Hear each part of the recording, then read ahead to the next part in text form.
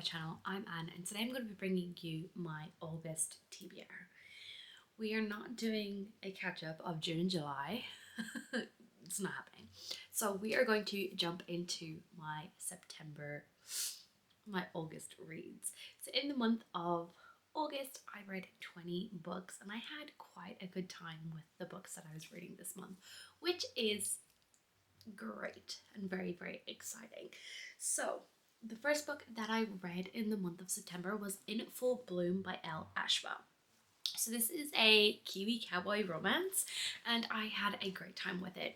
Elle Ashwell is an NZ indie author and I read this in preparation for an interview that we did at the Broke Book Girls podcast.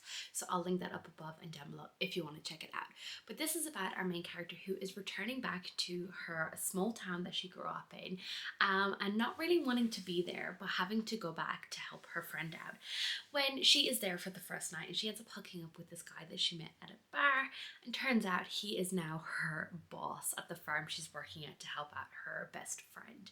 And we're just watching their romance blossom. I really, really loved it. He is a single dad and we watch her and the child get to know one another and they face a lot of their fears together, and I just had a great time with it. I really, really loved it and I'm so excited to check out the next book in the series and then continue on with it. So it was great. It was a 4-star read for me. The next one that I read is a buddy read of a series that I'm doing with some of my friends, and that is Woven by Gold by Elizabeth Helen. So this is book 2 in the Beasts of the Briar series and I am loving this. So this is book 2 and I had the best time. I devoured this book. I highlighted a lot in it, if you can see my underlines and stuff, but I didn't tab it up because I was trying to fly through it and read it with my friends. So I'm reading this with Maddie, Steph and Lydia. Our buddy read has kind of gone off the rails and they are ahead of me with finishing book 4 that I haven't even started yet, but I had a great time with this. I really, really loved it. I loved jumping into it immediately after Bonded by Thorns.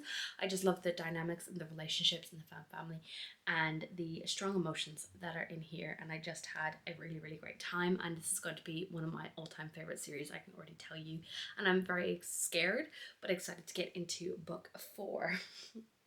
But yeah, this is where a lot of the storyline and plot starts to move forward, and we're not just focusing on the relationships, we're actually focusing on the outer world and seeing the different courts and the different places within the Fae world, and I had a great time with it.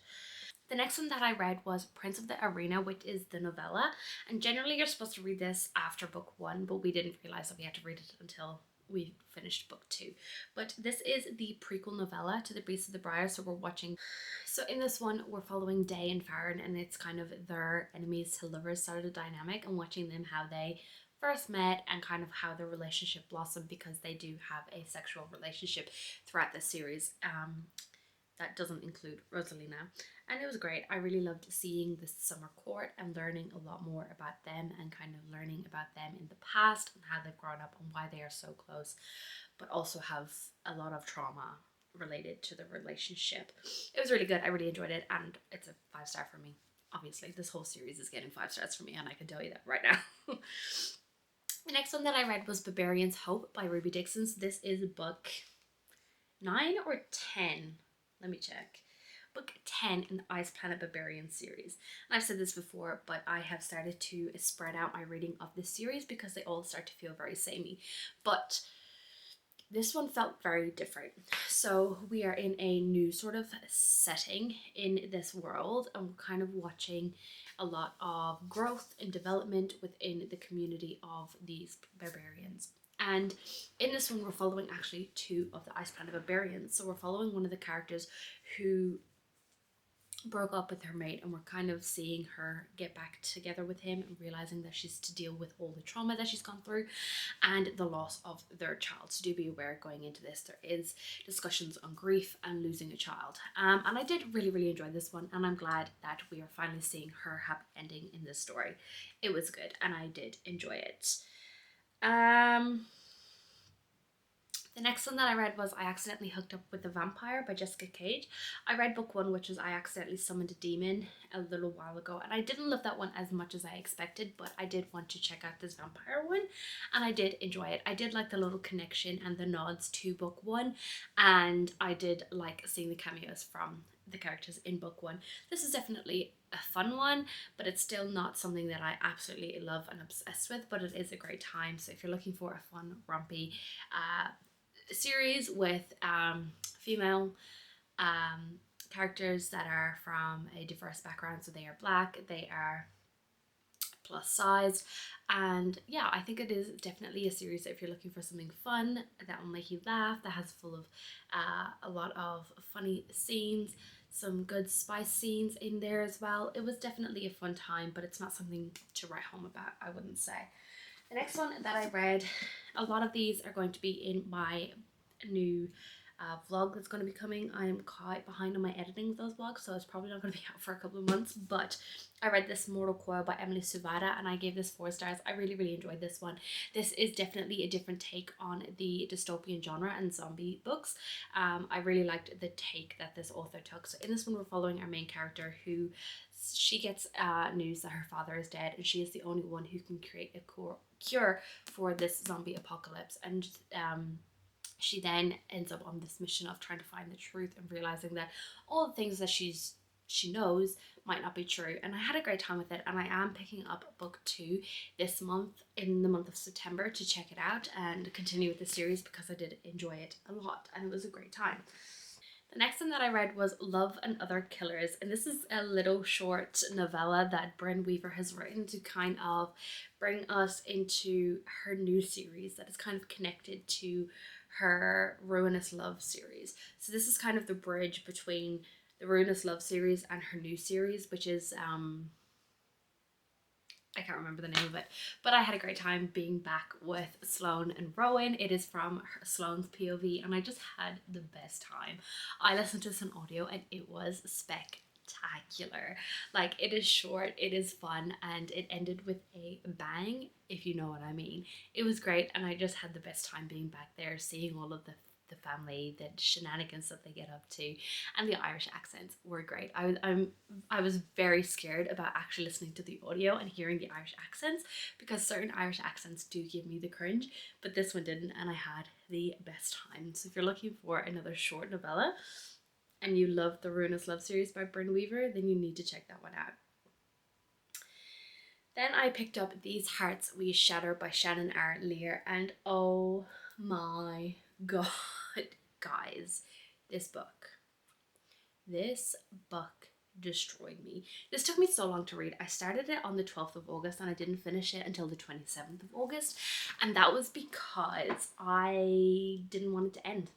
I didn't want to finish it because book 3 isn't out yet, and book 3 was pushed for its release. It should already be out now, but it hasn't, and I avoided reading this because I didn't want it to end, because I knew it was going to end on a cliffhanger, and oh my god, the cliffhanger at the end was spectacular. But if you don't know, this is the sequel to This Deceit of Ours by Shannon R. Lear, and I love this series with my whole entire heart. We follow Saoirse as she is trying to find her father who has gone missing, and she ends up in a marriage of convenience with a demon prince, and we watch their story and their love blossom, and I had the best time with this. It definitely kicks up the ante in book 2. There is so much happening, there is so much going on, there is a lot of trauma and discussions and refalling in love with this couple. It's just so good, and I can't believe that I finished it and I have to wait for book 3. It's a sad time. Then I read Screwed by the Minotaur in Hollow's Cove by Jennifer Woods. This is a series where a bunch of different authors will write a book within this series, all set in Hollow's Cove. So this one we're following our main character who has lost her mother due to cancer, and she is in the grieving process, and her best friend decides to send her on her way and be like, look, you need to get out and you need to open up a flower shop somewhere else and just kind of reset and refresh. So when she's going to this little town, Hollows Cove, she ends up meeting a Minotaur and having a nice connection with him and ends up hooking up with him. But he believes that she's only there for the weekend and it's only going to be a hookup, where she knows that she's going to be living there for the rest of her life, possibly. And he dips out the morning after and without saying goodbye. And she gets annoyed, obviously, and he's like, look, I didn't know. And we kind of watch their story. It's only 200 pages and it was great. There's a lot of conversations about grief and trauma and opening up to people and moving on from grief and kind of becoming the person that you want to be. And I had a great time with it and I loved it, and I would definitely recommend, if you're looking for a short and sweet little story, monster romance, it's good and I had a great time with it. But do beware that there is cancer element within that story. Then I read Tenderly I Am Devoured by Lindell Clipstone, and this was something that I saw and I was just very intrigued, and it came up on Libby, so I was like, right, I'll listen to it on audio. And this is a very strange, gothic, slow-moving, atmospheric story. So in this one, we're following our main character. What's her name? I can't remember.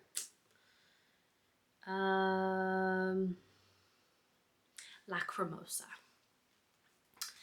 And she's expelled from school from something that happened, but we don't know what has happened. And she ends up going home, and her home is kind of falling apart. Her brothers are owing money that they can't pay back, and they are going to have to sell the house that they've always lived in.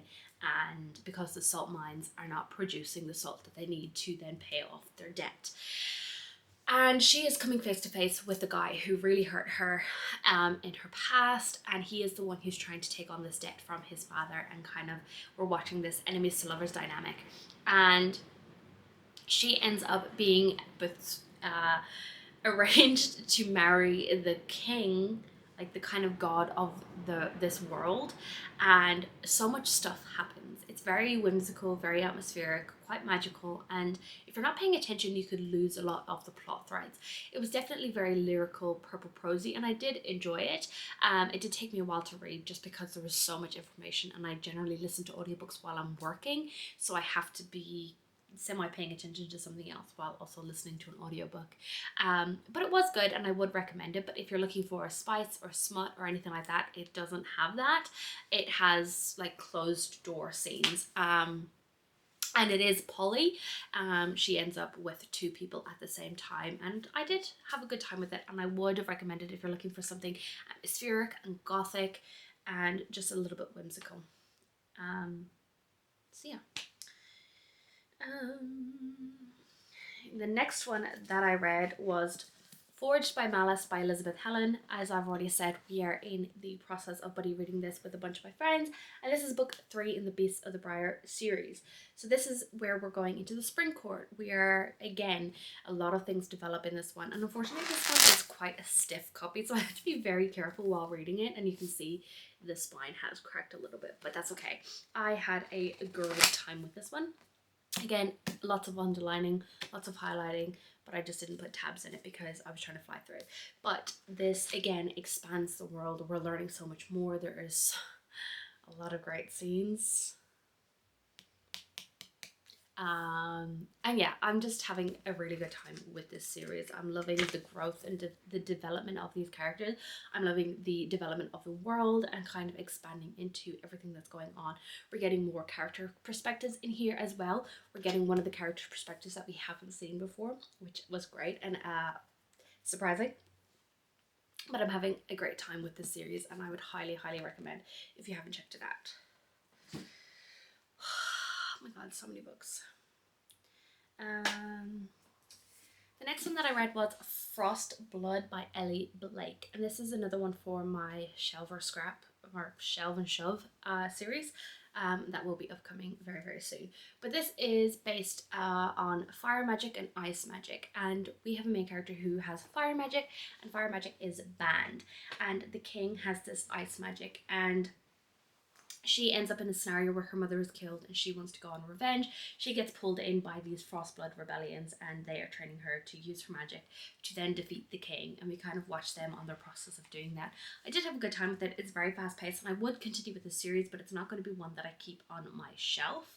But it is one that I will continue with the series if I can find the ebook or audiobook, because it was a fun time and I did have a great time with it. But I don't really have much to say because I honestly can't really remember a lot of it, which is not great, but that's okay. The next book that I read was Tempting Triton by Lex Logan. So I received this as an ARC and I had a really good time with this one. So this is book 2 in the Mated to Monsters series, or Mated Myths series by Lex Logan, who is an Aussie indie author. And I read Seducing Scylla last year and I was very excited to continue with the series, and she did not disappoint. This is a little bit longer than Seducing Scylla, so we've got a lot of more character development and a lot more relationship development in this one. So this is between a merman and a human, and it's kind of following on from what happened with our main character from book 1. They all got kidnapped and they end up in this container in the ocean, and then they all come across their mates, and our main character here meets a merman and she's freaking out because she's like, what the hell is happening? And we watch them as they fall in love, and it's just a really nice time. I had a great time with it and I really liked the different side of merman that we saw within this one. So in this, Triton has this inner beast, and when he smells blood he kind of becomes this beast and he becomes a little bit more dominating and feral, and it's just a really good time and I really enjoyed it, and I'm very excited to hear what other people think of this one. The next one that I read was The Boneless Mercies by April Genevieve Tolchok. This again was part of that vlog that I've talked about already, but this is a YA where we're following a group of female main characters and one male, and they are the Boneless Mercies. So they get paid to go around and kill people who are sick, etc, etc. Like, these people will pay them to kill them so they're not suffering. But they don't want to do that anymore. They want to be the heroes of the story. So they decide that they are going to defeat the monster that they're hearing about, who keeps attacking this city. And we are following them on the journey of them trying to defeat this monster but coming across these obstacles. I didn't love this one as much as I was expecting. It was definitely interesting and kind of a little bit darker than I expected for a YA, but I just felt everything came too easily to these characters. Like, one chapter they're in the middle of this scene where they're possibly going to die, and then the next chapter they survive magically.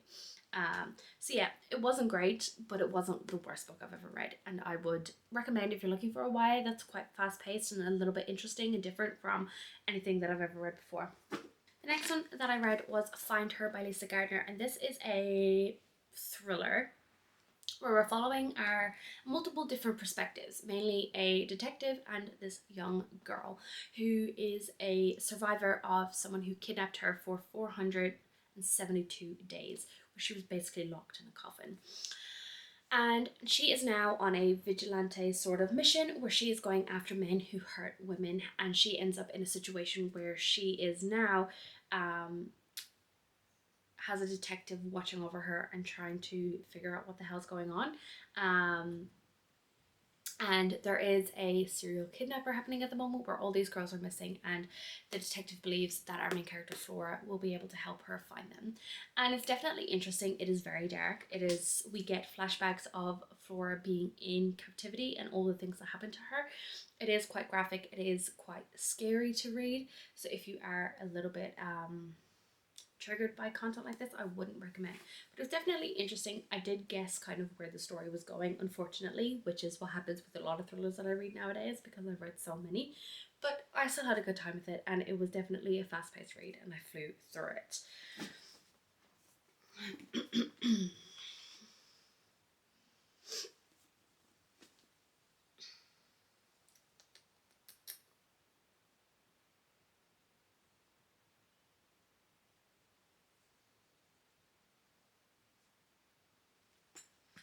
The next book that I read was The Wren Hunt by Mary Watson. This was another one that I thought I was really, really going to love, and it's part of my Shelf or Scrap series. Shelf or Shelf. It's part of that vlog series that I've already talked about. But this is about this girl who ends up getting chased in the woods every single winter by a group of boys, but she is one of the enemy, and they don't know that. And I was kind of expecting this sort of enemies to lovers dynamic where we were following this tournament slash this chase, and that's not what the book is actually about. The synopsis kind of leads you in a direction that it doesn't happen. I found this book to be very confusing. It is very lyrical, it is very whimsical, it is very purple prosy, but at the same time, I didn't really understand what was happening. It was very convoluted, very weird, and I just didn't understand it. And I don't know if I'm big brained enough for this book or it just wasn't a great book. But yeah, I just found it very confusing. I didn't really understand what was going on, what was happening. I was confused the whole way. And yeah, I wouldn't, I don't think I'd recommend it.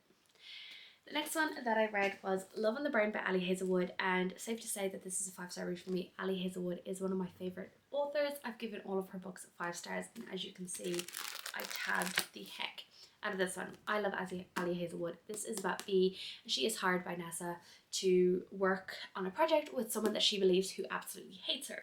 She used to go to uni with this guy, and this guy avoided her, wasn't very nice to her, and she believes he absolutely hates her.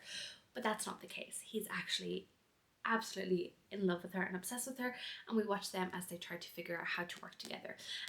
Bea is kind of in a situation where no one actually wants her to be there, and she is dealing with a lot of people hiding her work and not putting stops in her way. And the male main character, Levi, is trying to help her, but she believes that he's the one who's stopping her. So it's this fun enemies sort of to lovers dynamic, but he's the one who's always in love with her and she's believed that they're enemies this whole time. And I just had a great time with it. I really loved it. I love how Ali Hazelwood tackles important topics such as women in STEM, the misogyny, and the treatment of women in STEM, and how a lot of things are not feasible for women or people of color or people who have a are in a lower socio-economic sort of standing in this in the world, and how not having enough money can really stop you from getting into the STEM field. And it was just a really good time and I loved it. Then I read Prickled by Erin K. Larson Burnett, and this is another ARC read for me, and this is definitely strange. It is a weird horror novella where our main character is a tattoo artist, and every time she tattoos someone she turns them into this monster, and we're watching her. She's really struggling with this battle of being kind of intrigued and feeling this monster inside of her, but also not wanting to hurt people and put them in these situations. But the thing is, in this world, a lot of these people actually want to be these monsters, and it's just this weird, atmospheric, whimsical sort of story that is quite horrifying. Actually, it was quite scary, and I found some of the descriptions to be quite gross, but it was a fun time. And yeah, I did enjoy it and it was a good read. And I don't really want to say too much about it because it will spoil a lot, but yeah, it was good and I had a good time with it. Next one that I read was Blood Moon Bride by Demet Deverorin. Again, I'm struggling with that pronunciation, but this is about our main character who is Rhea. Her father has died and she is kind of the breadwinner for her family because her mother is really ill. So she does all the hunting and the butchering of the meat and things like that. But in this world, at the age of 16, these women become the Blood Moon Brides, and they have to marry someone and be like married off, and their role in society is to just have children and provide children for this governor to then have an army to fight these people that are attacking their land. But the thing is, Rhea has this magic that is banned and she has very little control over it. And when the governor has decided that girls at the age of 15 have to be married because these soldiers are dying more quickly, she ends up being married off, and this sets her magic off. She ends up getting sent to this house that will make her obedient and a good wife, and she ends up with this sort of resistance and fighting back, and it just explores a lot of really powerful themes such as oppression,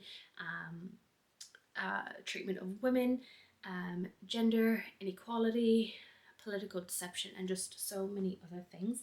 I did really enjoy this. It is definitely a darker YA than I expected. I thought it was going to be a little bit less graphic in certain scenes and some of the language that is used in here, but again, this would definitely be for the upper YA range, and I did really enjoy it. But I don't think I'm going to keep it on my shelf, just because I don't think I'm ever going to reread it. But if you're looking for something for a YA reader that has a diverse character, as you can see, our main character is Black and has very strong themes that are important and very real world, I would suggest and recommend this one.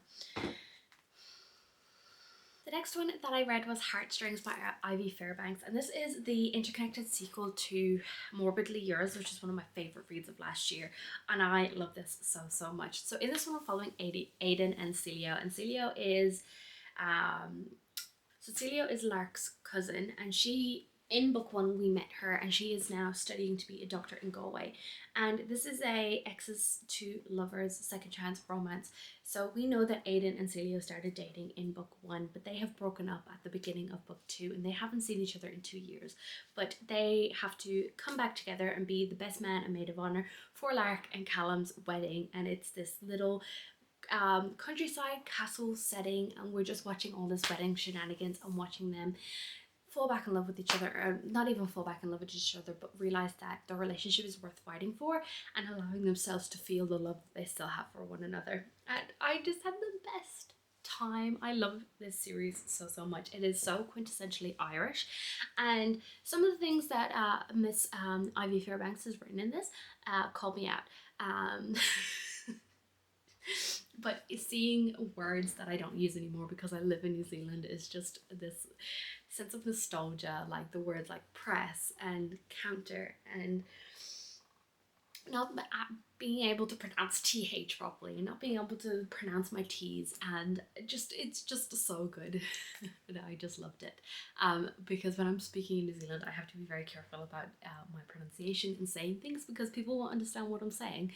But reading this and hearing the little Irish isms was just the best time, and I loved it. I basically flew through this in one sitting basically, and I had the best time, and it's probably going to be one of my favorite reads of the year. And the last book for my August wrap up is The Shadow Weaver by Ivy Cliffwater, another Ivy in this list, and this is another ARC, so massive thank you to More Press and Hatchet NZ for giving me a early copy. I am on Ivy's street team, and I've been eagerly anticipating this book. Ivy was going to be indie publishing this book, but she has been picked up by an NZ publisher, which is very exciting. It doesn't happen very often, so I've been eagerly anticipating this one. But in this one, we're following our main character, who is a blacksmith. She is a 6 foot tall baddie who doesn't take no for an answer, and she is on a revenge mission to take revenge on the man who killed her mother. And in the process, she ends up meeting a couple of guys who she may possibly be interested in. So she has to enter this tournament to become the guard for this lord, and we watch her as she is getting to know these men, learning to open herself up and finding answers for things that she doesn't know. And I just had the best time with this. I loved it. It's a 5-star read for me, and it's definitely going to be one of my favorite books of the year, and I cannot wait to get my hands on a physical copy. I devoured this last night and I had the best time. It is so good, and I love seeing a tall, bulky female character who can fight, who is a blacksmith. She is strong, she is muscular, she is built, and I just love seeing that representation. Even though I'm short, we like seeing a tall, bulky, strong, muscular female main character, because we have those women in this world, and it is important for representation.